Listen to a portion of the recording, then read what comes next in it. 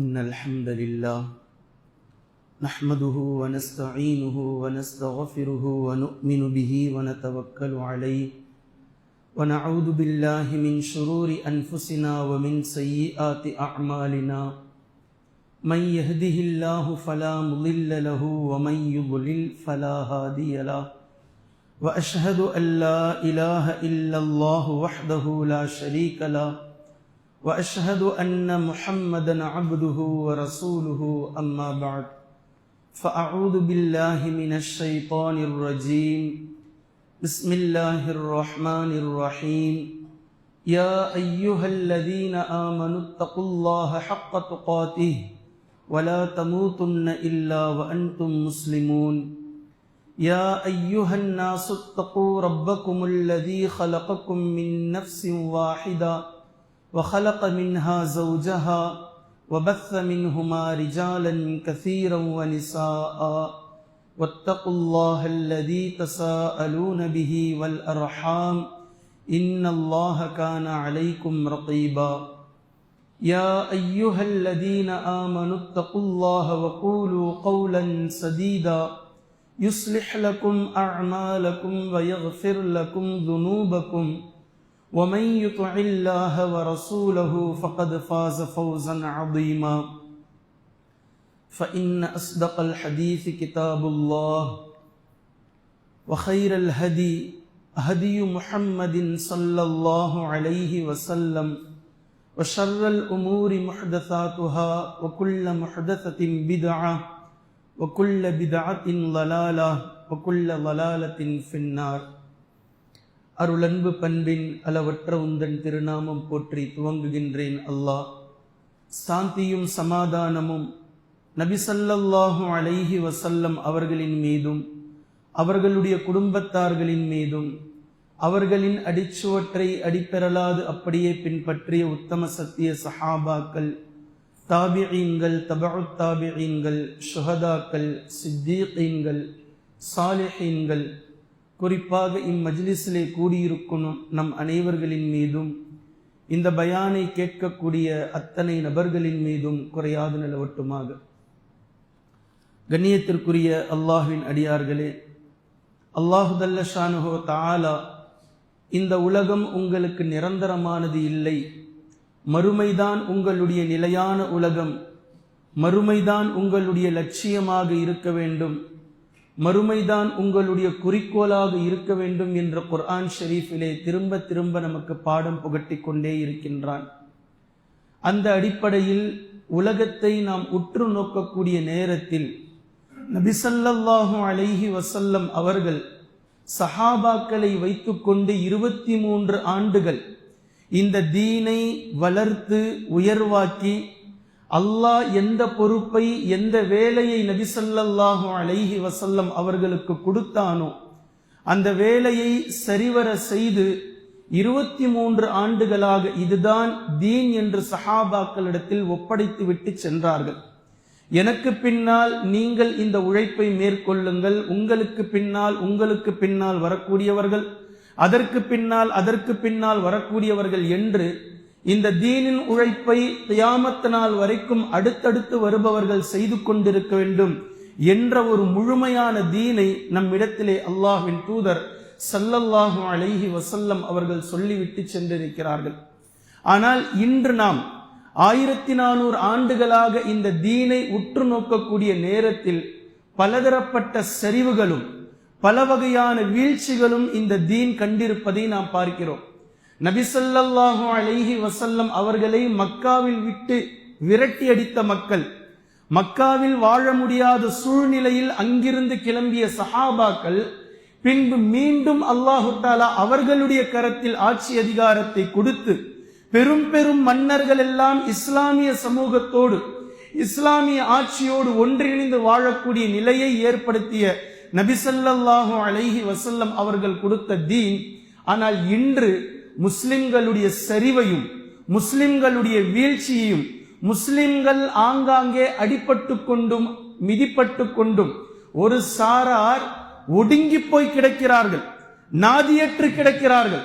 அவர்களுடைய விஷயத்தில் ஏன் எதற்கு என்று கேட்பதற்கு யாருமே ஆள் இல்லாத நிலையில் சிரியா, பலஸ்தீன், சோமாலியா போன்ற முஸ்லிம்களின் மீது உலகத்தினுடைய ஏகாதிபத்தியங்கள், அதிகார வர்க்கங்கள் கை வைக்கும் நேரத்தில் இவர்கள் அத்துமீறுகிறார்கள், அவர்கள் இறந்து கொண்டிருக்கிறார்கள். ஆனால் அதை பற்றி ஏன், எதற்கு என்று கேட்பதற்கு உலகத்தில் நியாயத்தை பற்றி பேசக்கூடிய முஸ்லிம்களும் இல்லை, முஸ்லிம் அல்லாதவர்களும் இல்லை. இது ஒரு சாரார்.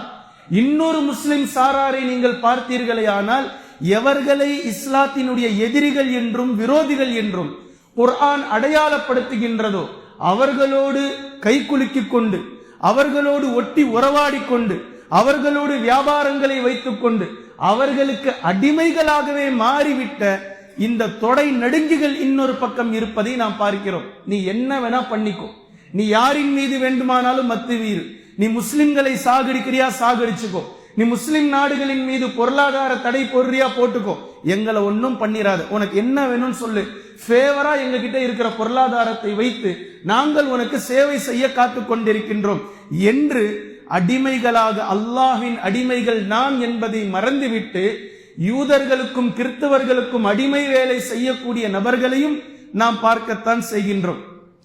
இப்படி பல வகையான முஸ்லிம்கள் இருக்கிறார்கள். ஆனால் எந்த இடத்திலும் நம்மால் காண முடியவில்லை நபி ஸல்லல்லாஹு அலைஹி வஸல்லம் அவர்கள் ஹஜ்ஜத்துல் விதாவிலே 1.5 லட்சம் முஸ்லிம்களை, சஹாபாக்களை விட்டு சென்றார்களே, அந்த முஸ்லிம்கள், அந்த தீன், அந்த நெறி, அந்த இஸ்லாம், அப்படிப்பட்ட தீன் எங்கே, யார் அவர்கள், எங்கேயும் தேடி பார்த்தும் கிடைக்கல.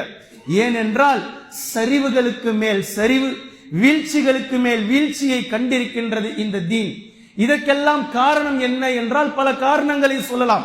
பலதரப்பட்ட இந்த வீழ்ச்சிகளுக்கு இஸ்லாமிய சமூகம் கண்டிருக்கக்கூடிய எழுச்சிக்கு மேல் எழுச்சி அடைந்து உலகத்தை தனதாக்கி இருக்க வேண்டிய இஸ்லாமிய சமூகம், உலகத்தை இஸ்லாமிய ஆட்சிகளுக்குள் கொண்டு வந்திருக்க வேண்டிய சமூகம், உலகம் முழுக்க குர்ஆன் ஹதீஸை நடைமுறைப்படுத்தி இருக்க வேண்டிய சமூகம் இன்று தன்னுடைய ஊரில், தன்னுடைய பள்ளியில் கூட குர்ஆனையும் ஹதீஸையும் சரியான முறையில் சொல்ல முடியாத அளவிற்கு, அதை நடைமுறைப்படுத்த முடியாத அளவிற்கு ஒடுங்கி போய் இருப்பதற்கான காரணம் பல வகையான காரணங்கள் இருக்கின்றன. அதில் ஒன்றுதான் ஒரு முஸ்லிமுடைய சமூகம், முஸ்லிம் மக்கள் எப்படி இருக்கிறார்கள் என்பதை பர்டிகுலராக முதலில் ஒன்றை சொல்கின்றேன். இந்த இஸ்லாமிய சமூக மக்கள், முஸ்லிம்கள், அல்லாஹ் தன்னை படைத்திருக்கின்றான். பிறப்பு முதல் இறப்பு வரை அல்லாஹ்வை சார்ந்துதான் நாம் வாழ வேண்டும். அல்லாஹ்வினுடைய அந்த ஒத்துழைப்பு இல்லாமல் நம்மால் எந்த இடத்தையும் கடக்க முடியாது என்பதையெல்லாம் தாண்டி மறந்து முஸ்லிம்கள் எப்படி இருக்கிறார்கள் என்றால், தங்களுக்கு கஷ்டம் வரும்போது அல்லாஹ்வை நினைப்பார்கள், தங்களுக்கு சோகம் வரும்போது அல்லாஹ்வை நினைப்பார்கள். இப்ப நெஞ்சில் கையை வைத்து எத்தனை மக்கள் எனக்கு சோகம் வந்தாலும் சோகம் இல்லை என்றாலும், எனக்கு வறுமை இருந்தாலும் வசதி இருந்தாலும், நான் கஷ்டத்தில் இருந்தாலும் சந்தோஷத்தில் இருந்தாலும், எந்நேரமும் குர்ஆன் சொல்வதின் அடிப்படையில் என் ரப்போடு நான் தொடர்பில் இருக்கின்றேன், என் ரப்பு என்னை படைத்தான், வாழ்நாள் முழுக்க தினம் தினம் எந்த ஒரு நொடியும் என் ரப்பை மறந்த, என் ரப்பை இந்த உலகத்தில் எனக்கும் அவனுக்கும் தொடர்பு இல்லை என்ற நிலையில் நான் இருந்ததே இல்லை. எக்காலமும் எந்நேரமும் எப்படி நபிமார்கள் அல்லாஹோடு தொடர்பில் இருந்தார்களோ, எப்படி நபி ஸல்லல்லாஹு அலைஹி வஸல்லம் அவர்கள் சஹாபாக்களை வார்த்தெடுத்தார்களோ, அப்படித்தான் நான் என் ரப்பை நினைத்துக் கொண்டிருக்கின்றேன் என்று நெஞ்சில் கையை வைத்து சொல்லுங்கள் பார்ப்போம். அவரவர்கள் அவர்களையே கேட்டுக்கொள்ள வேண்டும். இப்போது நான் சொல்லக்கூடிய இந்த விஷயத்தில் நாம் யார், நாம் யாராக இருக்கின்றோம்?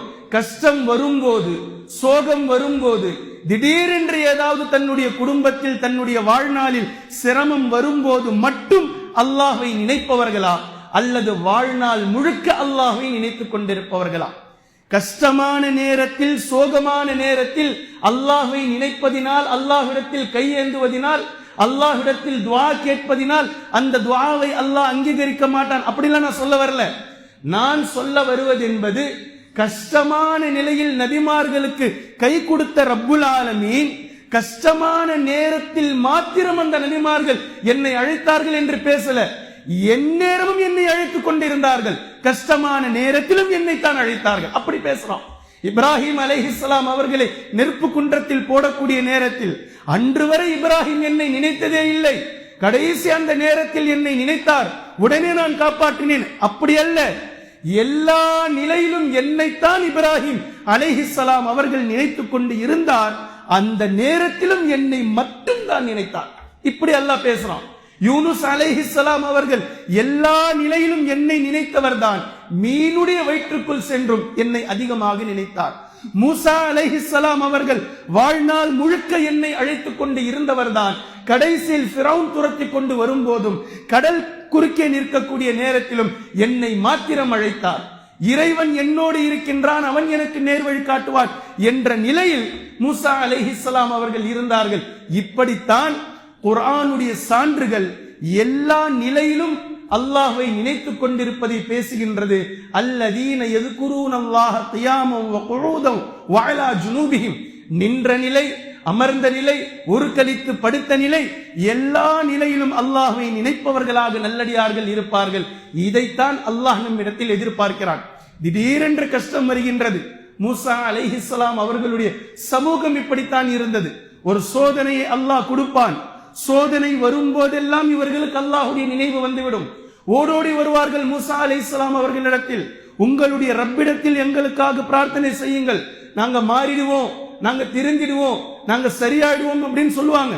மூசா அலைஹிஸ்ஸலாம் அவர்களும் அல்லாஹ்விடத்தில் கையேந்தியதற்கு பின்னால் மீண்டும் இவர்களுடைய பழைய நிலைக்கே சென்று விடுவார்கள்.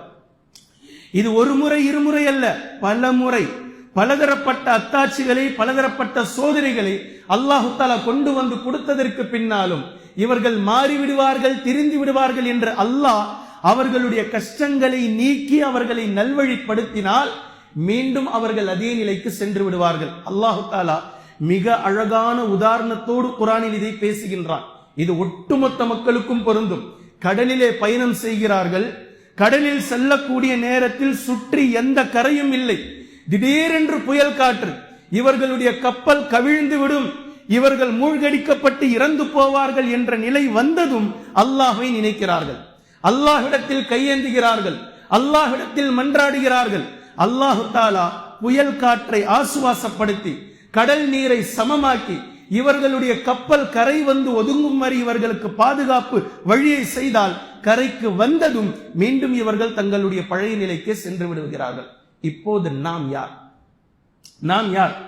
சோதனை கஷ்டங்கள் வரும்போது மாத்திரம் அல்லாஹ்வை நினைப்பவர்களா அல்லது எந்நேரமும் அல்லாஹ்வை நினைப்பவர்களா? இந்த நிலைக்கு நம்மை உள்ளாக்கியது எது? எப்போதெல்லாம் கஷ்டங்கள் வருமோ அப்போது மாத்திரம் அல்லாஹ்வுடைய நினைவு. எப்பெல்லாம் நம்ம சந்தோஷமா இருப்போமோ அப்போதெல்லாம் பாவத்தினுடைய மிகுதி. இந்த நிலைக்கு நம்மை உருவாக்கியது எது என்பதை நான் உங்களுக்கு புரிய வைப்பதற்காக குர்ஆனுடைய விஷயத்தை பின்னால் சொல்கின்றேன். முதலில் உங்களுக்கு நான் புரிய வைக்கின்றேன்.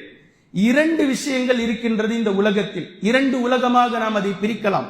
ஒன்று ஃபத்வாவின் உலகம், ஃபத்வாவின் உலகம். இரண்டாவது ஒன்று இருக்கின்றது தக்வாவின் உலகம். இரண்டு உலகங்கள் இருக்கின்றது. ஒன்று ஃபத்வாவுடைய உலகம், மற்றொன்று தக்வாவுடைய உலகம். கடந்த 2.5 ஆண்டுகளாக உங்களை நான் அழைப்பது, என்னுடைய பிரசங்கம் ஒவ்வொன்றுமே ஃபத்வாவின் உலகத்தில் நீங்கள் இருக்காதீர்கள். அது உங்களை தடுமாறச் செய்யும், அது உங்களுடைய அமல்களை பாத்திலாக்கும். உங்களை மறுமையில் அல்லாஹு தஆலா எந்த இலக்கிற்கு அழைத்து செல்ல நாடுகின்றானோ அந்த இலக்கில் இருந்து உங்களை திசை திருப்பி நாசம் செய்துவிடும். நீங்கள் அல்லாஹுக்காக தயவு செய்து தக்வாவினுடைய உலகத்திற்கு மாறிவிடுங்கள், ஃபத்வாவின் உலகத்தில் இருக்காதீர்கள். இதை உங்களுடைய மூளை முடுக்குகளை எல்லாம் நாசம் செய்துவிடும். எந்நேரமும் மனிதர்களுடைய சிந்தனையில் ஒரு சிந்தனை விதைக்கப்பட்டிருக்கின்றது. நீங்கள் பாருங்கள், நான் சில உதாரணங்களை சொல்லுகின்றேன். எப்போது எடுத்துக்கொண்டாலும் கல்வியை தேடலாம், மாற்றமில்லை. கல்வி அறிவை தேடிக்கொண்டே இருக்கலாம், அது அமல். கல்வி அறிவை தேடுவதனுடைய நோக்கம் ஒன்று இருக்கின்றது. நான் அல்லாஹ்வின் பக்கம் அளவுக்கு அதிகமாக நெருங்க வேண்டும் என்பதற்காக கல்வியை ஒருவர் தேடினால் இந்த கல்வி அல்லாஹ்விடத்தில் ஒப்புக்கொள்ளப்படுகின்றது. என்னுடைய கல்வி ஞானத்தின் தேட்டம் அல்லாஹ்வை நெருங்குதல், அல்லாஹ்வை அறிதல், அல்லாஹ்வை பூர்ணமாக புரிதல். இப்படி ஒருவருடைய கல்வி தேட்டம் இருந்தால் இந்த கல்வி தேட்டம் அல்லாஹ்விடத்திலே ஒப்புக்கொள்ளப்படுகின்றது, வரவேற்கப்படுகின்றது. இதுதான் நபிமார்களுடைய கல்வி, நபி ஸல்லல்லாஹு அலைஹி வஸல்லம் அவர்களுடைய கல்வி, நபி அவர்கள் சஹாபாக்களுக்கு கற்றுக் கொடுத்த கல்வி. ஆனால் ஒருவர் கற்றுக்கொள்ள வேண்டும், இது தெரிஞ்சுக்கலாம் அப்படின்னு கல்வியை தேடுறார்.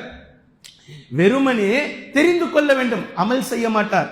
அல்லது இவர் கல்வியை தேடுவதே இன்னொருத்தர் செஞ்ச குற்றத்தை நிரூபிப்பதற்காக கல்வியை தேடுறார். அல்லது இவர் கல்வியை தேடுவதே இதையெல்லாம் நாம் தெரிஞ்சு வச்சு இன்னொருத்தவங்க கிட்ட இதுவும் எனக்கு தெரியும் இதுவும் எனக்கு தெரியும் என்று காட்டுவதற்காக கல்வியை தேடுகின்றார். இவை அனைத்தும், இப்படி உதாரணங்கள் நீங்கள் வைத்துக் கொள்ளலாம். அல்லாஹ்விடத்தில் நெருங்க வேண்டும், அல்லாஹ்வுடைய பொருத்தத்தை பெற வேண்டும் என்ற நோக்கத்திற்காக தவிர இது போன்ற விஷயங்களுக்காக கல்வி தேடுதல் என்பது அல்லாஹ்விடத்தில் புறக்கணிக்கப்படும். இது பெருமையினுடைய கல்வி. இது ஷைத்தானிடத்தில் அளவுக்கு அதிகமான கல்வி இருக்கின்றது. யாரிடத்திலும் இல்லாத அளவிற்கு இப்லீஸ் இடத்தில் இருக்கின்றது கல்வி. இப்லீஸுக்கும் நல்ல நாலேஜ், ஆனால் அவனுடைய நாலேஜ் அல்லாஹ்வின் பக்கம் நெருங்குவதற்காக இருக்கல, வாதம் செய்வதற்காக, விவாதம் செய்வதற்காக, தான் சிறந்தவன், தான் உயர்ந்தவன், தனக்கு எல்லாம் தெரியும் என்பதை நிரூபிப்பதற்காக அவன் வைத்துக் கொண்டிருக்கின்றான் கல்வி. இந்த கல்வியை அல்லாஹ் ஒருபோதும் விரும்பல. இந்த கல்வி எந்த தேவையும் இல்லை. இது இம்மையிலும் அவருக்கு பலனளிக்காது, மறுமையிலும் அவருக்கு பலனளிக்காது. பின்பு கல்வியை நோக்கத்திற்காக தேட வேண்டும். அது அல்லாஹ்வின் பக்கம் நெருங்க வைப்பதற்காக, நான் அமல் செய்து அல்லாஹ்வினுடைய பொருத்தத்தை பெற வேண்டும் என்ற அடிப்படையில் தேடக்கூடிய கல்வியாக அந்த கல்வி இருக்க வேண்டும். இப்ப மக்களை பாருங்க, கேள்விகளை கேட்கிறார்கள். இந்த கேள்விகள் அடுத்தவர்களை பற்றிய கேள்வி.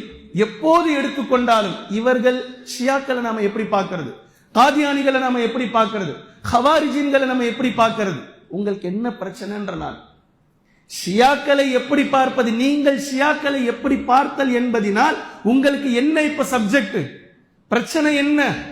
மார்க்கத்தில் நான் அல்லாஹ்விடத்தில் எப்படி நெருங்க வேண்டும், எப்படி செல்ல வேண்டும், என்னுடைய அமல்கள் அல்லாஹ்விடத்திலே எப்படி ஒப்புக்கொள்ளப்படும், நான் அல்லாஹ்விடத்தில் பொருந்திக் கொள்ளப்படுவேனா அல்லது புறக்கணிக்கப்படுவேனா, என்னுடைய அமல்கள் எப்படி, நான் யார் அல்லாஹ்விடத்தில் என்பதை பற்றி சிந்தித்தால், என்பதை பற்றி யோசித்தால் அதில் ஒரு அர்த்தம் இருக்கின்றது.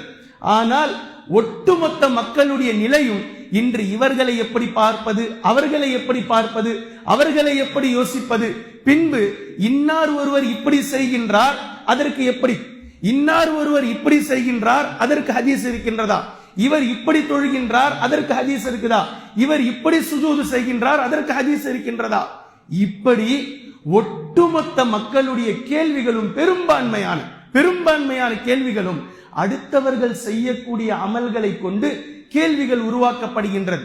இதைத்தான் நான் சுருக்கமாக சொல்கின்றேன். இது ஃபத்வாவின் உலகம். ஃபத்வாவின் உலகத்தில் இருக்கும் வரைக்கும் சிந்தனைகள் சுருக்கி வைக்கப்படும், சிந்தனைகள் குறுகலாக்கப்படும், சிந்தனைகள் பிராட் மைண்டோட இருக்காது. இஸ்லாமிய சிந்தனை என்பது மிக மிக மிக மிக மிக வீரியமான சிந்தனை. அதை பாரதூரமாக்குங்கள், அதை விரிவாக்குங்கள். இஸ்லாமிய சிந்தனை என்பது மிகவும் ஆழமானது, அதை விரிவடைய செய்ய வேண்டிய சிந்தனை. ஆனால் குண்டு சட்டிக்குள் குதிரை ஓட்டுவதை போன்று சுருக்கி சுருக்கி சுருக்கி சுருக்கி சுருக்கி இவ்வளவுதான் என்று ஃபத்வாவினுடைய உலகத்திற்குள் சிக்கி திக்கு முக்காடி கொண்டிருக்கின்றது இந்த உலகம். கண்ணியத்திற்குரிய அல்லாஹ்வின் அடியார்களே, உங்களுக்கு சுருக்கமான சில செய்திகளை நான் புரிய வைக்கின்றேன். இந்த ஃபத்வாவினுடைய உலகம் தக்வாவினுடைய உலகம். ஃபத்வா தக்வா இந்த இரண்டிற்கும் பெருசா வித்தியாசத்தை நீங்க காண முடியாது, ஆனால் மிகப்பெரிய வித்தியாசம் இருக்கின்றது. உதாரணமாக நேரடி இந்த ஃபத்வாவினுடைய உலகத்திற்கு நான் பொருள் கொள்கின்றேன். ஒருவர் தொழுகையாளியாக இருப்பார், தொழுவார், அவருக்கு ஒரு பயம் இருக்கும், அல்லாஹ் என்னை பிடித்து விடுவான் என்று பயம் இருக்கும். இப்படி தொழக்கூடியவர்கள் இருப்பார்கள். இதில் உண்மையில் தொழுகையை எப்படி விளங்க வேண்டும் என்று இஸ்லாம் சொல்வதுன்னு பாருங்க. இஸ்லாம் குர்ஆனில் பல இடங்களில் தொழுகையை பற்றி பேசுகின்றது, தீனை பற்றி பேசுகின்றது. இஸ்லாத்தில் அல்லாஹை எப்படி புரிய வேண்டும் என்று எல்லாவற்றுக்குமே குர்ஆனே மிக தெளிவாக பேசுகின்றது. அல்லாஹ் மனிதர்களிடத்தில் மிக தெளிவாக பேசுகின்றான். உன்னுடைய பிறப்பு முதல் உன்னுடைய மௌத்து வரைக்கும் நீ என்னை சார்ந்துதான் இருக்க வேண்டும். நான் எப்படி சொன்னேனோ அப்படித்தான் வாழ வேண்டும். இந்த உலகத்தில் எவ்வளவு எதை உனக்கு ஹலால் என்று நான் ஆக்கி இருக்கின்றேனோ அதை நீ டச் பண்ணணும். எவ்வளவு எதை நீ தொடக்கூடாது என்று ஹராம் என்று ஆக்கினேனோ அதை நீ தொடக்கூடாது. இந்த உலகத்தில் உனக்கு எந்த உரிமையும் இல்லை. நான் எதை உனக்கு ஆகுமாக்கி இருக்கின்றேனோ அதிலிருந்து நீ எடுத்துக்கொள். நான் எதை உனக்கு தடுத்திருக்கின்றேனோ அதை நீ விட்டுவிடு என்று முழுமையான ஒரு சட்டத்தை போட்டுத்தான் அல்லாஹு தஆலா மனிதனை உலகத்திற்கு அனுப்புகின்றான். இதற்கு நான் கட்டுப்பட்டு இருக்கின்றேன், நான் முழுமையாக நான் கட்டுப்படுகின்றேன், வாழ்நாள் முழுக்க இறைவனுடைய இந்த விஷயத்திற்கு நான் உட்பட்டவனாக இருக்கின்றேன் என்பதை நிரூபிப்பதற்காக, என்பதற்கான சாட்சியாக ஒரு மனிதன் காலையில் எழுந்ததும் ஃபஜ்ர் தொழுகைக்கு பள்ளிக்கு வருகின்றார். யா ரப், யா அல்லாஹ், நீ எந்த சட்டத்தை எல்லாம் இந்த உலகத்தில் போட்டிருக்கின்றாயோ ஒட்டுமொத்தத்தையும் நான் மதிக்கின்றேன், நான் ஏற்றுக்கொண்டிருக்கின்றேன், உன்னுடைய கட்டுப்பாட்டில் தான் நான் இருக்கின்றேன், உன்னை மீறி உன்னை திமிரிக் கொண்டு என்னால் எதுவும் செய்ய முடியாது, நான் எதிலும் இல்லை, நான் உனக்கு புறம்பானவன் இல்லை என்பதை நிரூபிப்பதற்காக ஃபஜ்ரை தொழுகின்றார். ஒரு 8-10 மணி நேரம் செல்கின்றது, மீண்டும் லுஹருக்கு ஓடோடி வருகிறார். யா ரப், இப்போதும் நான் உனக்கானவன் தான், உனக்கு கட்டுப்பட்டவன் தான். லுஹரை தொழுகின்றார், மீண்டும் செல்கின்றார். வியாபார ரீதியில் பிஸியாக செல்லக்கூடிய அந்த மாலை நேரம் வந்ததும் அசர், மக்ரிப், இஷா, மீண்டும் 2-1.5 மணி நேரத்திற்குள் அல்லாஹ்விடத்தில் மறுபடி அட்டெண்டன்ஸ். யா அல்லாஹ், நான் உனக்கு கட்டுப்பட்டவன் தான், நான் உனக்கு கட்டுப்பட்டவன் தான், உன்னை மீறி நான் சென்று விடவில்லை என்பதை முழுமையாக வாழ்நாள் முழுக்க இஸ்லாத்தினுடைய கட்டமைப்பில் நான் இருக்கின்றேன் என்பதற்கான அடையாளமாக தொழுகையை அல்லாஹு தஆலா மிக தெளிவாக ஆக்கி வைத்திருக்கின்றான். நான் உனக்கு கட்டுப்பட்டவன் தான் என்பதை நிரூபிப்பதற்காக தொழுகை. ஒவ்வொரு நொடியும் உன்னை நான் நினைத்துக் கொண்டே இருக்கின்றேன், அதற்கு சாட்சி இதோ பாங்கு சொன்னதும் நான் பள்ளிக்கு வந்து விட்டேன், நான் உன்னுடையவன் தான், உன்னை மீறியவன் இல்லை என்பதை நிரூபிப்பதற்காக இதோ அசருடைய பாங்கு சொல்லப்பட்டது, நான் பள்ளிக்கு வந்து விட்டேன் என்ற நிலையில் இருப்பதுதான் ஒரு முஸ்லிமுடைய சான்று. இப்ப இது எப்படி மறுவிடுச்சு அப்படின்னா, தொழுகைக்காவது போடா அப்படி ஆயிடுச்சு. இப்படி இருப்பது உலகம் வாழ்நாள் முழுக்க என் ரப்புல் ஆலமீனுக்குத்தான் நான் வாழ்கின்றேன் என்பதை காட்டுவதற்காக தொழுகை என்ற சிந்தனையை விட்டு இவர் உலகத்தை தனியா பிரிச்சுட்டார். கடை, வீடு, வாசல் அப்படி போயிடுச்சு. இப்படி போனவருக்கு தொழுகை என்பது நினைவூட்டப்படுகின்றது. தொழுகைக்காவது போ, அசருக்காவது போ, ஃபஜ்ருக்காவது போ, காலையிலிருந்து தொழுல மகரிபாவது போய் தொழுதுட்டு வந்துரு, நைட்டு தூங்கும் போது இஷாவாவது போய் தொழுதுட்டு வந்துரு. இப்படி தொழுகையை 2ஆம் கட்டமாக வாழ்நாள் முழுக்க தீனுடைய அடிப்படையில் இருந்து அதை ப்ரூவ் செய்வதற்காக வந்து தொழ வேண்டிய ஒரு நபர் 2ஆம் கட்டமாக தொழுகையை கொண்டு சென்று விட்டார். பின்பு 3வது நிலை என்ன அப்படின்னா, எல்லாத்தையும் மறந்துட்டவர்.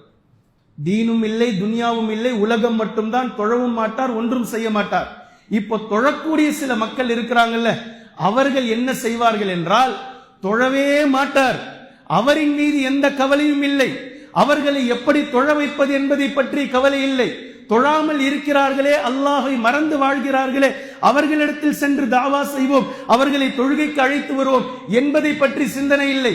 பள்ளிக்குள் வந்து தொழுவார், எப்படியோ ஒண்ணு வந்து தொழுகிறார். இவர் இப்படி தொழுகிறாரே, இது சரியா? இவர் இப்படி செஞ்சுக்கிட்டு இருக்கிறாரே, இது சரியா? யாரு? தொழாமல் இருப்பவரை பற்றி சிந்தனையில் இல்லை. ஆனால் பள்ளிக்கு தொழுகைக்கு வந்து கொண்டிருக்கிறார், இவரை பற்றிய ஃபத்வாக்கள். இவர் இப்படி சுஜூது செய்கிறார், இது எப்படிங்க சாத்தியம்? இவர் இப்படி பண்றார், இது மார்க்கத்துல இருக்கா? எங்க மார்க்கத்தையே மறந்து ஒருவன் வாழ்ந்துகிட்டு இருக்கிறான். முதல்ல அங்க போங்க. மார்க்கத்தையே தனது இல்லைன்னு சொல்லிட்டு முஸ்லிம் என்ற பேரை மட்டும் வச்சுக்கிட்டு ஒருத்தன் வாழ்ந்துகிட்டு இருக்கிறான், அவர்கிட்ட போங்க. மார்க்கம், குரான் தெரியல, ஹதீஸ் தெரியல, ஒட்டுமொத்தமாக மூழ்கி துனியாவில் மூழ்கி கொண்டு வருவன் இருக்கின்றான், அவர்கிட்ட போய் நீங்க பேசுங்க. அதை விட்டுட்டு அல்லாஹ்வினுடைய ரஹ்மத்தை நாடி பள்ளிக்கு நாடி வந்துட்டார், வந்து தொழுதுகிட்டு இருக்கிறவர்கிட்ட இப்படி சொல்லக்கூடாது, அப்படி இப்படி செய்யக்கூடாது, அப்படி அப்படி இல்லை, இப்படி இப்படி இல்லை, இப்படி வந்தவனும் போயிடுவான். ஏதோ கஷ்டப்பட்டு சிரமப்பட்டு கஷ்டப்பட்டு அல்லாஹை நினைப்பதற்காக வந்தாரு, முடிஞ்சு போச்சு, அவருடைய சோழியும் ஒரே வாரத்தில் முடிச்சு விட்டீங்க போங்க அப்படின்ற மாதிரி அவரும் சென்று விடுவார். இப்படிப்பட்ட நிலைதான் இந்த ஃபத்வாவினுடைய உலகத்தில் இருக்கின்றோம். இதைத்தான் நான் சொல்கின்றேன், அல்லாஹுக்காக ஃபத்வாவினுடைய உலகத்தில் இருந்து வெளியாகி தக்வாவினுடைய உலகத்திற்கு தயவு செய்து வாருங்கள். குர்ஆனுடைய வசனங்களை பாருங்கள், அல்லாஹு தஆலா நமக்கு மிக தெளிவாக பேசி காட்டுகின்றான். ஃபத்வாவின் உலகம் இதே போன்ற தக்வாவினுடைய உலகம். அல்லாஹு தஆலா தக்வாவின் பக்கம் அழைக்கின்றான். ஒவ்வொரு கட்டத்திலும் தயவு செய்து நீங்கள் உள்ளச்சத்தோடு தக்வாவினுடைய உலகத்தின் பக்கம் வந்துவிடுங்கள். சூரத்துல் அன்ஃபாலுடைய ஸ்டார்டிங் 4 வசனங்களை நீங்கள் எடுத்து பார்க்கலாம். பிஸ்மில்லாஹிர் ரஹ்மானிர் ரஹீம். யஸ்அலூனக அனில் அன்ஃபால். நபியே, அன்பாலை பற்றி உங்களிடத்தில் சஹாபாக்கள் ஃபத்வா கேட்கிறார்கள். அன்பால் அப்படின்னா போர்க்களத்தில் பங்கு வைக்கக்கூடிய ஒரு பொருளுக்கு பேர். இந்த பங்கீட்டுக்கு பேர் அன்பால். அந்த பொருட்களுக்கு இதனுடைய டீட்டெயில் வேண்டாம், அன்பால் நீங்க மனசுல வச்சுக்கோங்க. அன்பால் என்பது கனிமத் பொருட்கள், போர்க்களத்தில் ஜெயித்ததற்கு பின்னால் எதிரிகள் விட்டு சென்ற பொருட்கள் அன்பால். இப்ப நபி ஸல்லல்லாஹு அலைஹி வஸல்லம் அவர்களுக்கு அல்லாஹ் தஆலா பதில் சொல்லி கொடுக்கிறான். என்ன நீங்க பதில் கொடுக்கணும்? குலில் அன்பாலு லில்லாஹி வர் ரசூல். அன்பால் என்பது அல்லாஹுக்கும் அல்லாஹுடைய தூதருக்கும் சொந்தமானதாகும் என்று நீங்கள் பதில் கூறுங்கள். பின்பு ஃபத்தகுல்லாஹ, அல்லாஹ்வை அஞ்சிக் கொள்ளுங்கள். அதுல நிக்காதீங்க, இந்த பக்கம் வந்துருங்க. அல்லாஹ் அங்கேயே ஸ்டார்ட் பண்றான். அதுல அன்பால் அதிலேயே நின்றுகிட்டு இருக்காதீங்க. ஃபத்தகுல்லாஹ, அல்லாஹ்வை நீங்கள் அஞ்சிக் கொள்ளுங்கள். வஅஸ்லிஹு ذات பைனிக்கும், உங்களுக்கு மத்தியில் சீர்திருத்தத்தை இணக்கத்தை ஏற்படுத்திக் கொண்டிருங்கள். ரெண்டே ரெண்டு வார்த்தை. ஃபத்தகுல்லாஹ், அல்லாஹ்வை அஞ்சுங்கள். வஅஸ்லிஹு ذات பைனிக்கும், பிரிவினையை உண்டு பண்ணாதீங்க. நீங்கள் பேசுவதின் மூலம் நீங்கள் சரி செய்யணும்னு சொல்லி நினைப்பதின் மூலம் பிரிவினை உண்டாகும் அப்படின்னா கொஞ்சம் நிதானம், பொறுமை. எதை செய்தால் இணக்கம் ஏற்படுமோ, எதை செய்தால் இஸ்லாஹ் ஏற்படுமோ, எதை செய்தால் ஒற்றுமை திகழுமோ இதற்கு நீங்கள் முயற்சி செய்யுங்கள். வஅஸ்லிஹு ذات பைனிக்கும், உங்களுக்கு மத்தியில் இணக்கத்தை ஏற்படுத்துங்கள். பிரிவினையை பேசுறது ஜாலி, பிரிவினையை பத்தி பேசுறது ரொம்ப ஈஸி. இவர் ஷியா, இவர் காதியானி, இவர் ஹவாரிஜ், இவர் அவரு, இவர் முஸ்லிம் இல்ல, இவர் பின்னாடி தொழுவாதீங்க, இது ரொம்ப ஈஸி. 5 நிமிஷத்துல சொல்லிட்டு போயிடலாம். 5 நிமிஷம் போதும். ஆனால் மக்களை ஒன்றிணையுங்கள், குர்ஆனின் பக்கம் கொண்டு வாருங்கள். குர்ஆன் என்ற ஒற்றை கயிற்றின் மீது எல்லோரையும் கொண்டு வந்து சேருங்கள். இது கஷ்டம், இதுல சிரமப்படுங்க. இது பாரதூரம், இது மிகப்பெரிய உழைப்பு. இதில் நீங்கள் பாடுபடுங்கள். வஅஸ்லிஹு ذات பைனிக்கும், உங்களுக்கு மத்தியில் நீங்கள் இணக்கத்தை ஏற்படுத்துங்கள். வஅதீஉல்லாஹ வரசூலஹு இன் குன்தும் முஃமினீன், நீங்கள் முஃமின்களாக இருப்பீர்களேயானால் அல்லாஹ்வுக்கும் அவனுடைய தூதருக்கும் நீங்கள் கட்டுப்பட்டு கீழ்ப்படிந்து விடுங்கள். இது சூரத்துல் அன்ஃபாலுடைய முதல் வசனம். இரண்டாவது வசனத்தை அல்லாஹ் தஆலா பேசுறான் பாருங்க. ஃபத்வாவினுடைய உலகத்தை விட்டு தக்வாவினுடைய உலகத்திற்கு வந்து விடுங்கள். தக்வாவுடைய உலகம் எப்படி இருக்கும்? ஃபத்வாவுடைய உலகத்தை நான் காமிச்சிட்டேன். ஃபத்வாவுடைய உலகம் என்பது அடுத்தவர்களின் மீது ஃபத்வா, அடுத்தவர்களுடைய ஃபத்வா, எப்போது பார்த்தாலும் ஃபத்வா ஃபத்வா ஃபத்வா ஃபத்வா. இன்று வரை இஸ்லாமிய சமூகம் வீழ்ச்சி அடைந்ததற்கான மிக முக்கியமான நோக்கம், இவர் பின்னாடி போவாத, அவர் பின்னாடி போவாத, இதுல பின்பற்றாத, அதுல பின்பற்றாத, அவருடைய பயான் கேட்காத, இவருடைய பயான் கேட்காத. நீங்க இதெல்லாம் சொல்றதுக்கு பதிலா குர்ஆனை நீங்கள் படியுங்கள் சொன்னாலே முடிஞ்சு போயிருக்கும். குர்ஆனை படிச்சவர் தெரிஞ்சிருப்பார். இப்ப அல்லாஹ் தஆலா தக்வாவினுடைய உலகம் எப்படி இருக்கும் என்று பேசுகின்றான். இன்னமல் முஃமினூன், இந்த வசனம் மிக பரிச்சயமான வசனம். எல்லோரும் பல ஆங்கிளில், பல நேரங்களில், பல பயான்களில் நீங்கள் கேட்டு முடித்திருக்கக்கூடிய வசனத்தை உங்களுக்கு நான் நினைவுபடுத்துகின்றேன். இன்னமல் முஃமினூன் அல்லதீன், முஃமின்கள் யார் என்றால் இதா ذுகிரல்லாஹு வஜிலத் குலூபுஹும், இதா ذுகிரல்லாஹு வஜிலத் குலூபுஹும், அவர்களிடத்தில் அல்லாஹ்வை பற்றி கூறப்பட்டால், அல்லாஹ்வை பற்றி நினைவு ஏற்றப்பட்டால் அவர்களுடைய உள்ளம் நடுநடுங்கும். இப்போ சொல்லுங்க, யார் தக்வாவினுடைய உலகத்தில் இருக்கிறோம்? எத்தனை நபர்கள் தக்வாவுடைய உலகத்திற்கு சொந்தம் கொண்டாட தகுதி உடையவர்கள்? எத்தனை நபர்கள்? இதற்கு அல்லாஹ் என்ற வார்த்தை சொல்லப்பட வேண்டும் என்பது அர்த்தம் அல்ல. அல்லாஹ்வை பற்றி நினைவு கூறப்பட்டால் இந்த உலகத்தில் இருக்கக்கூடிய ஒவ்வொரு விஷயமும், ஒவ்வொரு சாட்சியும் அல்லாஹ்வை பற்றி நினைவு கூறிக்கொண்டே இருக்கின்றது. காலையினுடைய சூரிய உதயம், இரவு நேரத்தினுடைய சந்திரனின் மறைவு, ஒரு மரத்தினுடைய துளிர், ஒரு மரம் காய்ந்து விழுவது, ஒரு இலை உதிர்வது, கடலினுடைய அலைகள், ஒட்டுமொத்த விஷயங்களும், மிருகங்கள், கால்நடைகள் உட்பட, ஒருவருடைய தாடி, ஒருவருடைய தலைமுடி, ஒருவருடைய கரண்டை காலுக்கு மேலாக இருக்கக்கூடிய ஆடை, ஒவ்வொரு விஷயமும், ஒவ்வொரு ஆங்கிளில், ஒவ்வொரு மனிதருக்கும் அல்லாஹ்வை பற்றி நினைவு ஏற்றப்படுகின்றது. இப்படி நினைவு ஏற்றப்பட்டதற்கு பின்னால் இந்த தாக்கம் உங்களுடைய உள்ளத்தில் ஊடுருவத்தான் செய்கின்றது. வஜிலத் குலூபுஹும், உங்களுடைய உள்ளங்களுக்கு இது புரிகின்றது. எப்போது பார்த்தாலும் மற்ற விஷயங்களில், வியாபார நேரம், வியாபார விஷயங்கள், வியாபாரத்தில் இவரை மாதிரி கடை வைக்கணுங்க, இவரை மாதிரி லாபம் பார்க்கணுங்க, இவருக்கு நல்லா ஓடுது, அதே கடை தான் நான் வச்சிருக்கிறேன், எனக்கு ஓடல, என்னென்ன செய்ய வேண்டும் என்ற ரோல் மாடலை எடுக்கிறாங்களே. ஃபர்லு மட்டுமே தொழுது கொண்டிருந்த எத்தனை நபர் என்னுடைய பக்கத்து வீட்டுக்காரரை நான் பார்ப்பேன், அவர் சுன்னத்தையும் சேர்த்து தொழுவார், நானும் சுன்னத் தொழ வேண்டும் என்ற ஆசையில் சுன்னத்தை தொழ ஆரம்பித்தேன். எத்தனை நபர்கள்? உங்களுடைய இஸ்லாமிய சரிவில் இருந்து உங்களுடைய இஸ்லாமிய எழுச்சியின் பக்கம் இப்படிதான் எழுச்சி வரும். பின்பு எப்படி அல்லாஹ் சொன்ன கடமைகளை சரிவர செய்யாமல் வெறுமனே ஆஹா ஓஹன் சொல்லி கோஷம் போடுவதனால் எந்த எழுச்சியும் வரப்போவதில்லை. அல்லாஹ் சொன்ன அடிப்படையில் நான் வாழ்கின்றேன் என்பதை நிரூபித்துக் கொண்டிருக்க வேண்டும் முதலில் அல்லாஹ்விடத்தில். இப்ப இந்த தாக்கங்கள் ஏற்படத்தான் செய்கின்றது. ஒவ்வொரு உலகத்தினுடைய பகல் எழுந்தது முதல் இரவு உறங்கும் வரைக்கும். ஏன்? அவருடைய உறக்கமும் உறங்கியதற்கு பின்னால் மீண்டும் அவருடைய காலையினுடைய துயில் எழுதலும், இது எல்லாமே அல்லாஹ்வினுடைய நினைவை அவருக்கு கொடுத்து கொண்டுதான் இருக்கின்றது. நினைவு கூறப்பட்டால் உள்ளம் நடுநடுங்கும். அதாவது அவருடைய உள்ளத்தினுடைய ஒவ்வொரு செகண்ட் இதயம் துடிச்சுக்கிட்டு இருக்கிற ஒவ்வொரு துடிப்பிலையும் அல்லாஹ் அல்லாஹ் அல்லாஹ் என்று சொல்லக்கூடிய நினைவாற்றலை கொடுக்கக்கூடிய இந்த விஷயத்தை அல்லாஹ் உலகத்தில் வைத்துத்தான் இருக்கின்றான். இவ்வளவு நினைவூட்டியதற்கு பின்பும் ஒருவருடைய உள்ளத்தில் அல்லாஹ்வை பற்றிய பயம், அவருடைய செயலில் அல்லாஹ்வுடைய செயல்கள், அவருடைய சிந்தனையில் அல்லாஹ் என்ன சொல்கின்றார் என்ற சிந்தனை இல்லாமல் இந்த தக்வாவினுடைய உலகத்தை விட்டு வெளியே சென்று மீண்டும் மீண்டும் நான் சரியானவன், இவர் இவர் இவர் அவரு, இவர் முனாஃபிக், இவர் முஷ்ரிக்கு, நான் கரெக்டா தான் இருக்கிறேன் என்று இவர் சொல்வாரேயானால் இவருடைய உள்ளத்தில் தக்வா எங்கிருக்கின்றது? பின்பு இவர் யார்? வஜிலத் குலூபுஹும், அவருடைய உள்ளங்கள், அவர்களுடைய உள்ளங்கள் நடுநடுங்க வேண்டும், நடுநடுங்கும் என்று அல்லாஹ் சொல்கின்றான். உலகத்தினுடைய ஒட்டுமொத்த விஷயங்களும் அல்லாஹ்வை நினைவூட்டி கொண்டுதான் இருக்கின்றது. இரண்டாவது பாயிண்ட் அல்லாஹ் தஆலா சொல்றான், வஇதா துலியத் அலைஹிம் ஆயாத்துஹு ஸாதத்துஹும் ஈமானா, அவர்களின் மீது குர்ஆனுடைய வசனங்கள் ஓதி காட்டப்பட்டால் அவர்களுடைய ஈமான் அதிகரிக்கும். நான் ஏற்கனவே ஒரு நாள் சொன்னேன், தொழுகையினுடைய ஃபில்ஃபுல் எங்க இருக்கு? வுது செய்வது, தக்பீர் கட்டுவது, ருக்கு செய்வது, சுஜூது செய்வது, இதுவெல்லாம் தொழுகையினுடைய அம்சங்கள்.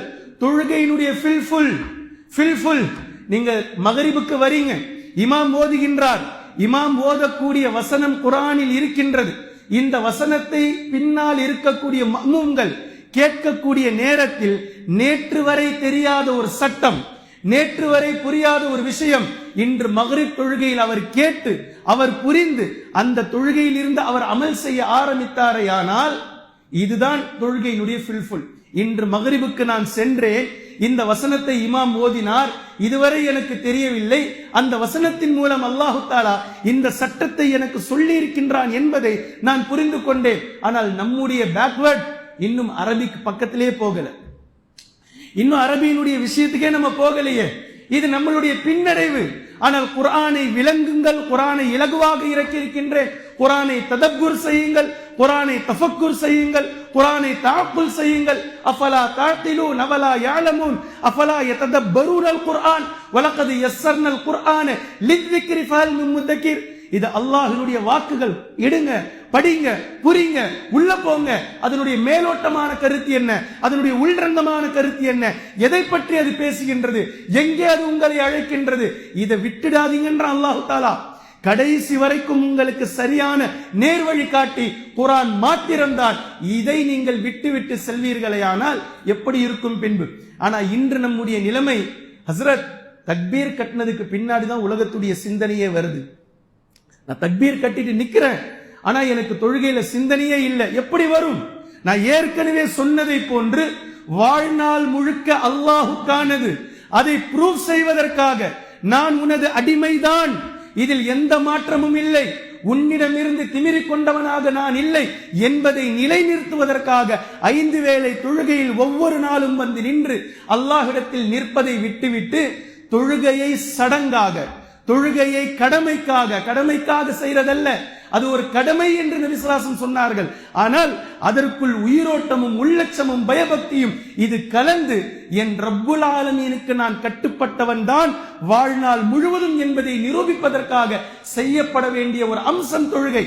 இப்போ நம்மளுடைய நிலைமை, குர்ஆனுடைய வசனங்கள் ஓதி காட்டப்பட்டால் அவர்களுடைய ஈமான் அதிகமாகும் என்று அல்லாஹ் தஆலா பேசுகின்றான். இது தக்வாவினுடைய உலகம். ஆனால் அரபியின் பக்கம் நாம் நெருங்கவே இல்லை, அதன் பக்கம் செல்லவே இல்லை.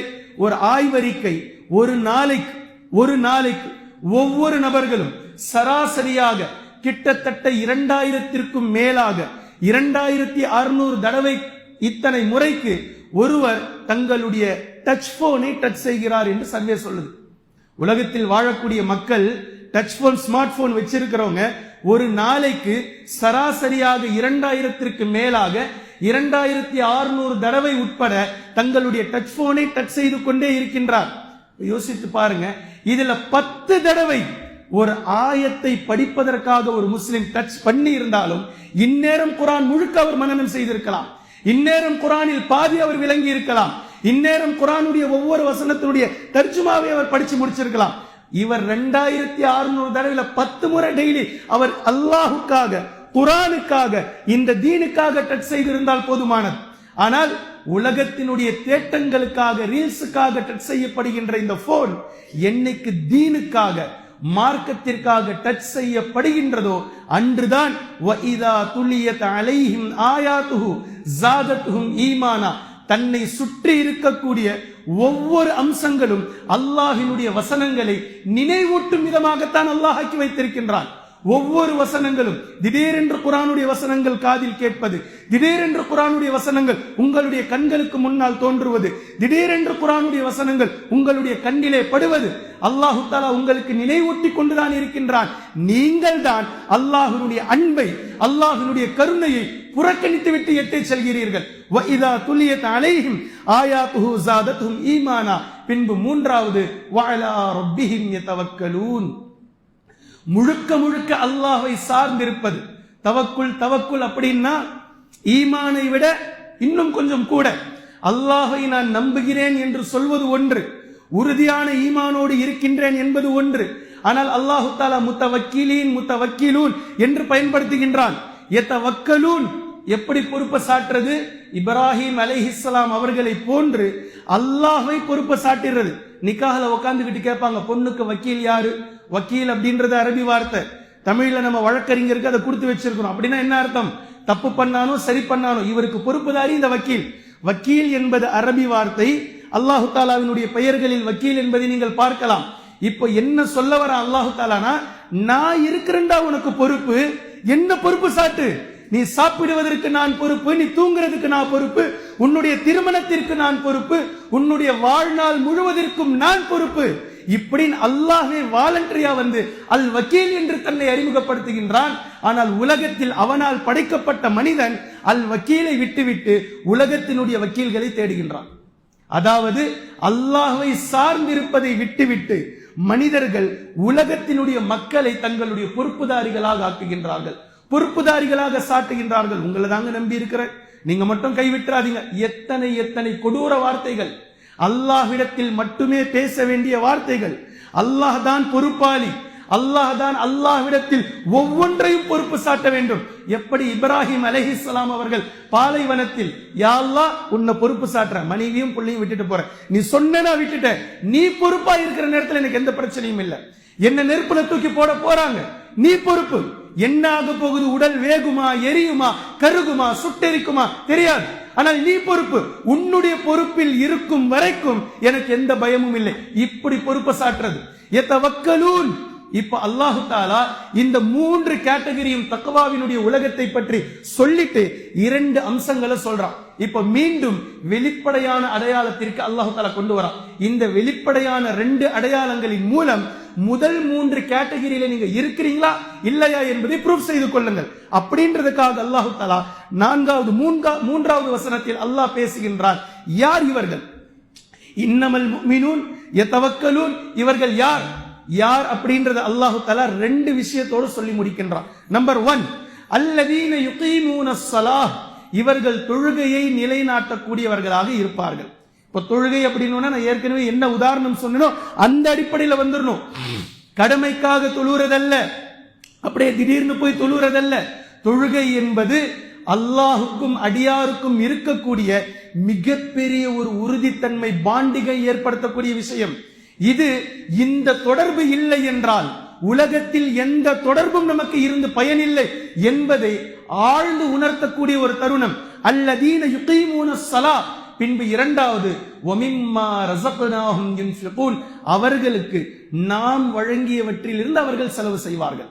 இங்கு சதகா ஜகாத் இந்த இரண்டு வார்த்தைகளையும் தாண்டி அல்லாஹு தஆலா இதற்குள் சதகாவும் வரும், இதற்குள் ஜகாத்தும் வரும். பின்பு அல்லாஹ் பேசக்கூடிய மிக அழகான வாக்கியம் வமிம்மா ரஸக்னாஹும் யுன்ஃபிகூன், நாம் அவர்களுக்கு வழங்கியவற்றிலிருந்து அவர்கள் செலவு செய்வார்கள் என்ற வார்த்தையை ஏன் பயன்படுத்துறான்? நிறைய பணக்காரர்கள் நான் கொடுத்தேன், நான் செஞ்சேன், நான் இந்த பள்ளிக்கு இடத்தை கொடுத்துட்டேன், நான் கட்டி கொடுத்துட்டேன். உங்களுடைய பேச்சை ஓரமாக வையுங்கள். அல்லாஹ் பேசுகின்றான், நாம் அவர்களுக்கு வழங்கியவற்றிலிருந்து அவர்கள் செலவு செய்வார்கள். இந்த எண்ணத்துல தான் சதகாவை செய்யணும், இந்த எண்ணத்துல தான் சக்காத்தை கொடுக்கணும். நான் கொடுக்கல, என் கிட்ட இருந்து ஏழை எளியவர்களுக்கு போகல, என் ரப்பு என்னிடத்தில் கொடுத்து இவருக்கு பங்கு வைக்க சொல்லி இருக்கின்றான். முடிஞ்சு போச்சு. என் ரப்பு என்னிடத்தில் கொடுத்திருக்கின்றான், இதை இந்த இடங்கள் இந்த ஏழைகளை என் கண்களுக்கு முன்னால் காட்டி அவர்களுக்கு சேர வேண்டிய இந்த செல்வத்தை என் மூலமாக என் ரப்பு கொடுக்கின்றான் என்ற நிலையில்தான் ஒவ்வொரு செல்வந்தர்களும் சதகாவையும் ஜகாத்தையும் செய்ய வேண்டும் என்பதை உணர்த்துவதற்காக வமிம்மா ரஸக்னாஹும் யுன்ஃபிகூன், நாம் அவர்களுக்கு வழங்கியவற்றிலிருந்து அவர்கள் செலவு செய்வார்கள். உங்களுடையதல்ல, நீங்களா சம்பாரிச்சிக்கல, உங்களுக்கா சொத்து வந்து சேரல, நான் வழங்கின அதுல இருந்து எடுத்து கொடுங்க. இவ்வளவுதான் உங்க வேலை. எடுத்து கொடுக்கறீங்க. நீங்களா எங்கிருந்தோ உலகத்துக்கு வெளியில இருந்து மலையை உடைச்சிட்டு வந்து கொடுத்துடல, அல்லாஹு தஆலா கொடுத்தான், அதை எடுத்து கொடுக்கறீங்க. இப்ப இந்த ரெண்டு விஷயத்துல தக்வாவினுடைய உலகத்தில் அல்லாஹு தஆலா வெளிப்படுத்தி காட்டுவதற்காக இந்த இரண்டு விஷயத்தை ஏன் வரையறுத்தான்? ஒன்று தொழுகை, மற்றொன்று சதகா ஜகாத், நாம் அவர்களுக்கு வழங்கியவற்றிலிருந்து கொடுக்கக்கூடிய ஹைராத்துகள். இந்த இரண்டோடு அல்லாஹு தஆலா ஏன் வரையறைத்தான்? நல்லா விளங்கிக்கணும். தொழுகையும் ஜகாத்தும் ஒன்றிணைத்து உங்களுக்கு பேசுற மாதிரி தெரியுது. அல்லாஹு தஆலா குர்ஆன் முழுக்க அகீமுஸ் ஸலா வ ஆத்துஸ் ஸகா யுகீமூனஸ் ஸலாத வ யுத்தூனஸ் ஸகாத, மீண்டும் மீண்டும் அகாமுஸ் ஸலாத வ ஆத்துஸ் ஸகாத, பல இடங்களில் இந்த இரண்டையும் ஒன்று சேர்த்து அல்லாஹ் பேசுவான். இந்த இரண்டையும் ஒன்று சேர்த்து அல்லாஹ் பேசுவதனால் இந்த இரண்டும் ஒரே கேட்டகரி நீங்க நினைக்காதீங்க. இந்த இரண்டுக்கும் வானத்துக்கும் பூமிக்கும் இடையில் உள்ள வித்தியாசம் இருக்கு. ஒன்னு கிழக்கு, இன்னொன்னு மேற்கு. இது என்ன வேலை செய்து தெரியுமா? பக்கத்துல வந்திருக்கு. ஆனால் இது செய்யக்கூடிய வேலை என்னவென்றால், தொழுகை என்பது ஒரு முஃமினை அல்லாஹ்வின் பக்கம் நெருக்கி வைக்கும். தொழுகை ஒரு முஃமினை அல்லாஹ்வின் பக்கம் நெருக்கி வைக்கும். அவருடைய உள்ளச்சம், அவருடைய பயபக்தி, அவருடைய தொழுகையில் இருக்கக்கூடிய உயிரோட்டம், ரூஹானியத், அதை அவர் சுவைக்க ஆரம்பித்து விட்டால் அவருக்கு எப்போ போர் அடிக்குதோ உழு செஞ்சு தக்பீர் கட்டிடுவார். அவருக்கு எப்போ கஷ்டமா இருக்கோ உழு செஞ்சு தக்பீர் கட்டிடுவார். அவர் எப்போ சந்தோஷமா உணர்றாரோ உழு செஞ்சு தக்பீர் கட்டிடுவார். அவருடைய நிம்மதி பள்ளிவாசல், அவருடைய மனசுக்கு திருப்தி தொழுகை. நபி ஸல்லல்லாஹு அலைஹி வஸல்லம் அவர்கள் சொல்லியதை போன்று குர்ரத்து ஐனி ஃபிஸ் ஸலாத்தி, என் தொழுகையில் தான் எனக்கு கண் குளிர்ச்சி இருக்கின்றது. எது நம்முடைய தலைவர் முஹம்மது ஸல்லல்லாஹு அலைஹி வஸல்லம் அவர்களுக்கு கண் குளிர்ச்சி ஊட்டியதோ அதே தொழுகைதான் இன்று மக்களுக்கு மிகப்பெரிய சடைவாக அமைந்திருக்கின்றது.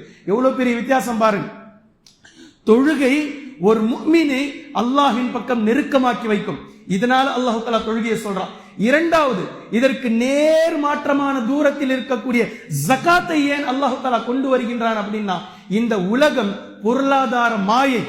இந்த உலகம் முழுக்க நீங்கள் எங்கு சுற்றி எங்கு வந்தாலும் ஒரு ஜான் வயிறு, பொருளாதாரம் பொருளாதாரம் பொருளாதாரம்.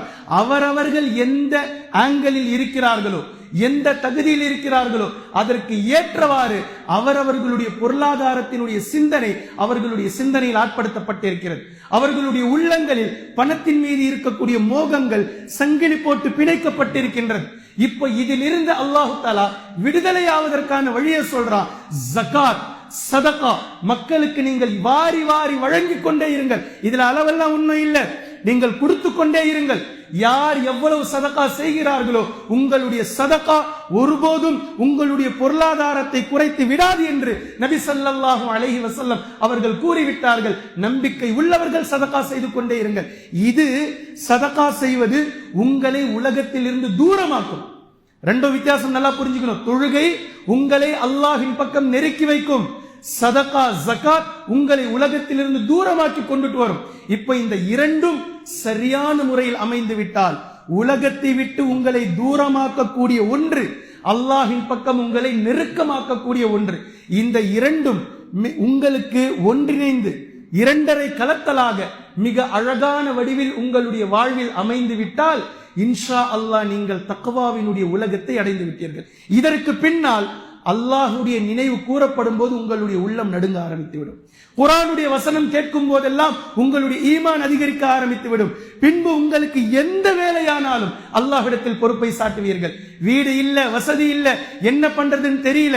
எகிப்திலிருந்து மதியனுக்கு போன மூசா அலைஹிஸ்ஸலாம் அவர்கள் மரத்தடியில் அமர்ந்து ரப்பி இன்னி லிமா அன்சல்த இலைய மின் கைரின் ஃபகீர் பொறுப்பை அல்லாஹ்விடத்தில் சாட்டினார்கள். வேறு எதுவுமே தெரியாது, வேறு எதுவுமே இல்லை. அல்லாஹ்வை பொறுப்பை சாட்டினார்கள், அல்லாஹ்விடம் பொறுப்பை சாட்டினார்கள். முடிஞ்சு போச்சு. அன்று மாலைக்குள்ளாக வீடு, வசதி, வேலை, மனைவி, ரிஸ்க் எல்லாத்தையும் அல்லாஹ் கொடுத்துட்டான். யார் அல்லாஹ்வை பொறுப்பை சாட்டுவார்களோ அவர்களிடத்தில் அல்லாஹு தஆலா நடந்து கொள்ளும் விதமே வேற. இதைத்தான் அல்லாஹு தஆலா யதவக்கலூன் தவக்குல் என்று பேசி காட்டுகின்றான். பின்பு அல்லாஹு தஆலா மறுமையில் அவர்களுக்கு கொடுக்கக்கூடிய அந்த அந்தஸ்தை பற்றி, கிரேடை பற்றி 4வது வசனத்தில் பேசுகின்றான். உலாயிக ஹுமுல் முஃமினூன ஹக்கா. இது மிகப்பெரிய யுனிக்கான இடம். பல இடங்களில் முஃமின்களை பற்றி அல்லாஹ் பேசுகின்றான். இங்கேயும் முஃமின்கள் என்று அல்லாஹ் ஆரம்பிச்சான். ஆனா ஒரு வார்த்தையை சேர்த்து பேசுறான். உலாயிக ஹுமுல் முஃமினூன ஹக்கா. உலாயிக ஹுமுல் முஃமினூன ஹக்கா. இவர்கள்தான் சத்திய முஃமின்கள். அல்லாஹ் பேசக்கூடிய அந்த சத்திய முஃமினுக்கு நாம் பாடுபட வேண்டுமே தவிர நம்மை நாமே நான் சரியா இருக்கிறேன், நான் கரெக்டா இருக்கிறேன், நான் பர்ஃபெக்ட், நான் காந்தியவாதி, நான் சுத்தவாதி, அவன் சரியில்லை, அவன் முனாஃபிக், அவன் முஷ்ரிக், இப்படி சொல்வதல்ல. இந்த அடிப்படையில் இருந்தால் அல்லாஹ்வே நமக்கு சர்டிபிகேட் கொடுக்கிறான். நாம யாருக்கும் கொடுக்க வேண்டியதும் இல்லை, நமக்கு நாம சர்டிபிகேட் தேட வேண்டிய அவசியமும் இல்லை. படைத்தவன் படைப்புகளுக்கு சர்டிபிகேட் கொடுக்கிறான். இந்த சர்டிபிகேட்டுக்கு போராடுங்க. இந்த சர்டிபிகேட்டை அல்லாஹ்விடம் இருந்து பெறுவதற்கு முயற்சி செய்யுங்கள். உலாயிக ஹுமுல் முஃமினூன ஹக்கா. இவர்கள் தான் சத்திய முஃமின்கள் ஆவார்கள். லஹும் தரஜாத்துன் இன்த ரப்பிஹிம் வ மக்ஃபிரத்துன் வ ரிஸ்குன் கரீம். 3 கேட்டகரி, 3 அந்தஸ்துகளை அல்லாஹ் பேசுறான். லஹும் தரஜாத்துன் இன்த ரப்பிஹிம். இவர்களுக்கு இவர்களுடைய ரப்பிடத்தில் உயர்ந்த தரஜாத்துகள் பலது இருக்கின்றன. வ மக்ஃபிரா, மேலும் மன்னிப்பு இருக்கின்றது. வேற என்னங்க வேணும்? அல்லாஹ்வினுடைய மன்னிப்பு கிடைக்கும். வரிஸ்குன் கரீம், சங்கையான கண்ணியமான வாழ்வாதாரத்தை, ரிஸ்கை அல்லாஹ் அவர்களுக்கு கொடுக்க இருக்கின்றான் என்று அல்லாஹு தஆலா சூரத்துல் அன்ஃபாலுடைய இந்த 4 வசனத்தில் பேசி காட்டுகின்றான். எனவே கண்ணியத்திற்குரிய அல்லாஹ்வின் அடியார்களே, நான் சொல்ல வந்ததனுடைய சுருக்கமான விஷயம், தயவு செய்து இந்த ஃபத்வாவினுடைய உலகத்தை விட்டுவிட்டு அதை உங்களுடைய முதுகுக்கு பின்னால் போட்டுவிட்டு தேவைக்காக அது எடுங்கள். அது தேவையானதல்ல. தக்வாவின் உலகத்தின் பக்கம் திரும்பி விடுங்கள். இதுதான் தேவையானது. இந்த உலகம்தான் நம்மை மறுமையில் வெற்றியடைய செய்யும். தக்வாவினுடைய உலகத்தில் வாழ்ந்து, தக்வாவோடு வாழ்ந்து, தக்வாவோடு மௌத்தாகக்கூடிய பாக்கியத்தை அல்லாஹ் தஆலா நம் அத்தனை நபர்களுக்கும் தருவானாக. வாஹிரு தஅவானா அனில் ஹம்துலில்லாஹி ரப்பில் ஆலமீன்.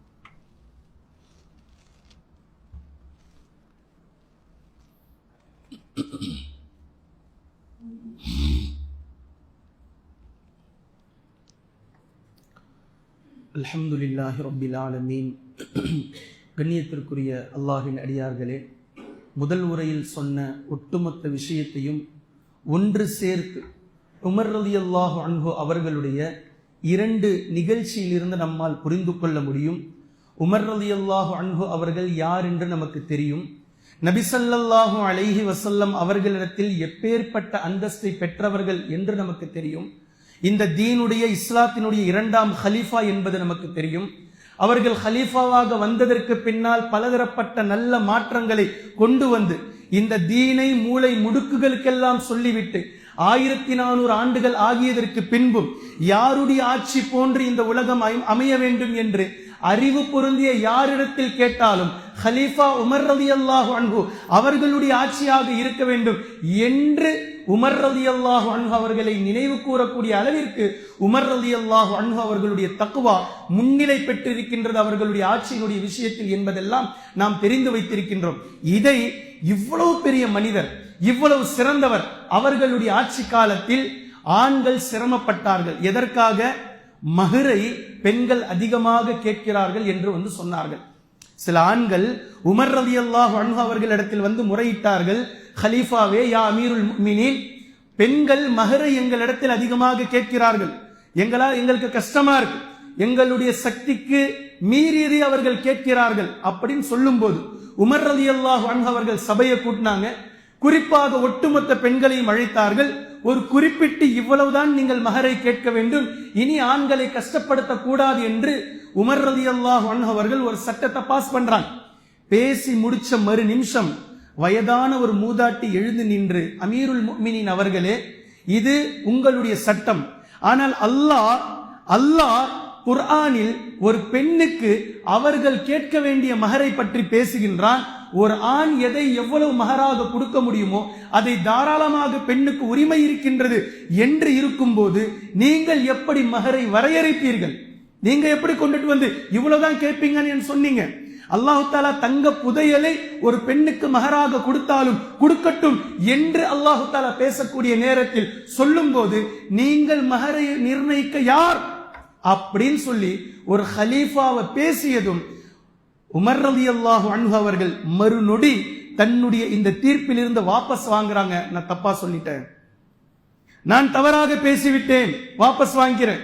பெண்களுக்கு உரிமை இருக்கின்றது, உங்களால முடிஞ்சா கல்யாணம் பண்ணிக்கங்க, இல்லைன்னா உங்க வேலையை பாருங்க அப்படின்னு சொல்லிட்டு போயிட்டாங்க. முடிஞ்சு போச்சு. இப்ப இதுதான் ஃபத்வாவுடைய உலகத்திற்கும் தக்வாவுடைய உலகத்திற்கும் இருக்கக்கூடிய இடைப்பட்ட வித்தியாசத்தை நான் காட்டுகின்றேன்.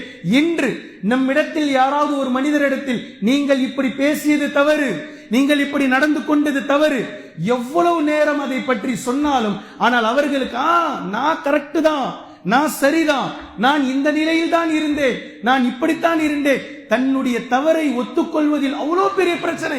ஆனால் உமர் ரலியல்லாஹு அன்ஹு அவர்களை விட சிறந்தவர்கள் என்று யாரை நீங்கள் காட்ட முடியும்? ஆனால் அவர்கள் ஒரு பெண் எழுந்து மகரை அவர்கள் கேட்பது அவர்களுடைய உரிமை, இது குர்ஆன் பேசுகின்றது, நீங்கள் சட்டம் வகுக்க கூடாது என்று சொன்ன மாத்திரத்தில் அந்த விஷயத்தை மறுநொடி வாபஸ் வாங்கிவிட்டு சென்ற உமர் ரலியல்லாஹு அன்ஹு அவர்களை நாம் பார்க்கிறோம். பின்பு உமர் ரலியல்லாஹு அன்ஹு அவர்கள் கத்தி குத்துப்பட்டு 3 நாட்கள் அவர்கள் படுத்து கிடந்தார்கள். இந்த நேரத்தில் உமர் ரலியல்லாஹு அன்ஹு அவர்கள் பலதரப்பட்ட உபதேசங்களை தங்களுடைய குடும்பத்திற்கு, முஸ்லிம்களுக்கு, இந்த தீனுக்கென்று செய்து கொண்டே வந்தார்கள். இந்த நேரத்தில் இப்னு உமர் ரலியல்லாஹு அன்ஹு அப்துல்லா அவர்களை அழைத்து உமர் ரலியல்லாஹு அன்ஹு அவர்கள் சொன்னார்கள், அதாவது நபி ஸல்லல்லாஹு அலைஹி வஸல்லம் அவர்கள் வஃபாத் ஆகக்கூடிய நேரத்தில் முனாஃபிகீன்கள் யார் என்ற பட்டியலை ஹுதைஃபா ரலியல்லாஹு அன்ஹு அவர்களிடத்தில் கொடுத்து விட்டு சென்றிருந்தார்கள். இப்ப ஹுதைஃபா ரலியல்லாஹு அன்ஹு அவர்களை உமர் ரலியல்லாஹு அன்ஹு அவர்கள் பார்த்து கொண்டே இருப்பார்கள். ஹுதைஃபா ரலியல்லாஹு அன்ஹு அவர்கள் யாருடைய ஜனாசாவில் கலந்து கொள்கிறார்களோ அவர்களுடைய ஜனாசாவில் உமர் ரலியல்லாஹு அன்ஹு அவர்கள் சென்று கலந்து கொள்வார்கள். ஹுதைஃபா ரலியல்லாஹு அன்ஹு அவர்கள் யாருடைய ஜனாசாவிற்கு செல்ல மாட்டார்களோ அந்த ஜனாசாவிற்கு உமர் ரலியல்லாஹு அன்ஹு அவர்கள் செல்லாமல் விட்டு விடுவார்கள். இந்த இடத்தை நல்லா நோட் பண்ணணும். செல்லாமல் விட்டு விடுவார்கள் அவ்வளவுதானே தவிர இவர் முனாஃபிகா அப்படின்னு போய் கேட்கல, அல்லது இதை வெளிப்படுத்தவும் இல்லை. ஹுதைஃபா போகல, ஏன்னா அவர் முனாஃபிகீன்களுடைய ஜனாசாவுக்கு போக மாட்டார், அதனால நானும் போகல. இன்றைய உலகத்தில் இப்படி இருந்திருந்தால் நாம் அதை பரப்பி இருப்போம். இன்றைய உலகத்தில் இருந்திருந்தால், இப்படி இந்த காலத்தில் இருந்திருந்தால் என்ன நடந்திருக்கும்? உமர் ரலியல்லாஹு அன்ஹு அவர்கள் வாட்ச் பண்ணுவாங்க ஹுதைஃபா ரலியல்லாஹு அன்ஹு அவர்களை. அவங்க போனாங்கன்னா இவங்களும் போவாங்க, அவங்க போகலன்னா இவங்க போக மாட்டாங்க, முடிஞ்சு போச்சு, அத்தோட கடந்து விடுவார்கள். இப்போ உமர் ரலியல்லாஹு அன்ஹு அவர்கள் கத்தி குத்துப்பட்டு இருக்கக்கூடிய அந்த நோய்வாய்ப்பட்ட நேரத்தில் இப்னு உமர் அப்துல்லா ரலியல்லாஹு அன்ஹு அவர்களை அழைத்து சொல்கின்றார்கள், நான் இறந்ததற்கு பின்னால், யோசிச்சு பாருங்க இந்த வார்த்தையை, எவ்வளவு பெரிய சஹாபி, சொர்க்கம் என்பது நிச்சயிக்கப்பட்ட சஹாபி, உங்களுடைய சொர்க்கத்தை நான் எனது கனவிலே பார்த்தேன், உள்ள போய் பார்க்கலாம் நினைச்சேன், மிக அழகான ஒரு வாலிபருக்குரியது என்று வானவர் கூறினார்.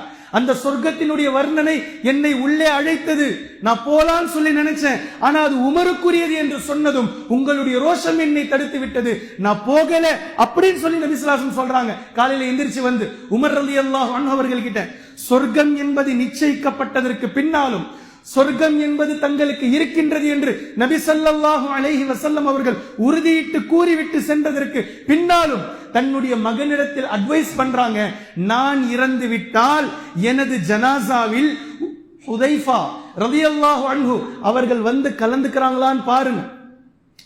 ஒருவேளை ஹுதைஃபா ரலியல்லாஹு அன்ஹு எனது ஜனாசாவிற்கு வரவில்லையானால் நான் முனாஃபிக் ஆகிவிட்டேன். அல்லாஹ்விடத்தில் எனது உடலை நபி அவர்களுக்கு பக்கத்திலும் அபூபக்கர் ரலியல்லாஹு அன்ஹு அவர்களுக்கு பக்கத்திலும் அடக்கம் செய்வதற்கு எந்த தகுதியும் அருகதையும் எனக்கு கிடையாது.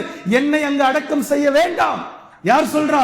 உமர் ரலியல்லாஹு அன்ஹு தனது நிலை, தனது தரஜா அல்லாஹ்விடத்திலும் நபி அவர்களிடத்திலும் எவ்வளவு உயர்ந்ததாக இருந்தாலும் தக்வா அவர்களை அடக்கி வைத்தது. தக்வா அவர்களுடைய அந்த ஆணவத்தை பேச வைக்கவில்லை. நான் அல்லாஹ்விடத்தில் யாராக இருக்க போகின்றேன், என் நிலை எதுவாகுமோ, என் ரப்பு என்னை மன்னிப்பானா, நான் அல்லாஹ்வினால் பொருந்திக் கொள்ளப்பட்டவனாக இருப்பேனா இருக்க மாட்டேனா, ஏதேனும் ஒரு விஷயத்தில் அல்லாஹுக்கு மாறு செய்து, ஏதேனும் ஒரு விஷயத்தில் நயவஞ்சகத்தோடு நான் நடந்து கொண்டு நான் முனாஃபிக்குகளுடைய பட்டியலில் சேர்ந்தவனாக ஆகிவிட்டேனா என்ற பயம் மௌத்தாக கூடிய நேரத்திலும் உமர் ரலியல்லாஹு அன்ஹு அவர்களை ஆட்கொண்டது, ஆட்டி படைத்தது. ஆனால் இன்று ஒரு முஸ்லிமுக்கு 4 ஹதீஸ் தெரிந்து விட்டால், 10 குர்ஆனுடைய வசனம் தெரிந்து விட்டால் அவர்கள் எல்லாம் மேதாவி ஆகி விடுகின்றார்கள். அவர்கள் நாங்கள் சொல்வது சரி, நாங்கள் சரியான மார்க்கத்தில் இருக்கின்றோம், நாங்கள் அப்படி, நாங்கள் இப்படி சொல்வதற்கு தகுதியானவர்கள் உமர் ரலியல்லாஹு அன்ஹு அவர்கள்.